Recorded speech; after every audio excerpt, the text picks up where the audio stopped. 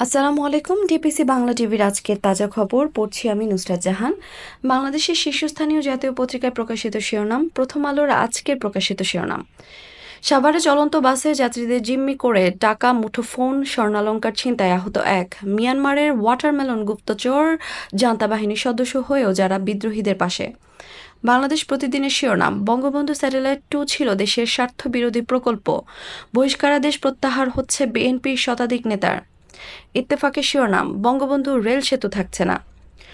উপদেষ্টা মাহফুজ আলমের মন্তব্যের প্রতিবাদ জানিয়েছে ভারত। কালের কণ্ঠের শিরোনাম, চলচ্চিত্রের আকাশে কালো মেঘ, ক্রমে ভয়ঙ্কর হয়ে উঠছে পূর্বাঞ্চলের ৩০০ ফিট সড়ক।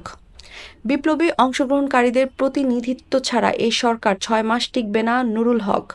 নয়াদিগন্তের শিরোনাম, জাতীয় সংসদ নির্বাচনের সুস্পষ্ট ঘোষণা দিতে হবে, জামায়াত আমির। উপদেষ্টা হাসান আরিফকে শনিবার বুদ্ধিজীবী কবরস্থানে দাফন করা হবে। টঙ্গী বিশ্ব ইজতেমা ময়দানে ট্রিপল মার্ডার সাদ অনুসারীদের মুখপাত্র মুয়াজকে ৭ দিনের রিমান্ডে নিতে আবেদন। প্রবাসী কথা 24-এর শিরোনাম, ৮ বারের মতো সিআইপি ঘোষিত হলেন কমলনগরের আব্দুল করিম। হাসান আরিফের জানাজায় ডক্টর ইউনূস সহ উপদেষ্টা পরিষদের সদস্যরা। দৈনিক নবচেতনার শিরোনাম, উপদেষ্টা এএফ হাসান আরিফের মৃত্যুতে শোক প্রকাশ প্রধান বিচারপতির। তাবলিগের সংঘাতের ঘটনায় উদ্বেগ, ইসলামী আন্দোলনের দৃষ্টিভঙ্গি এবং দাবি।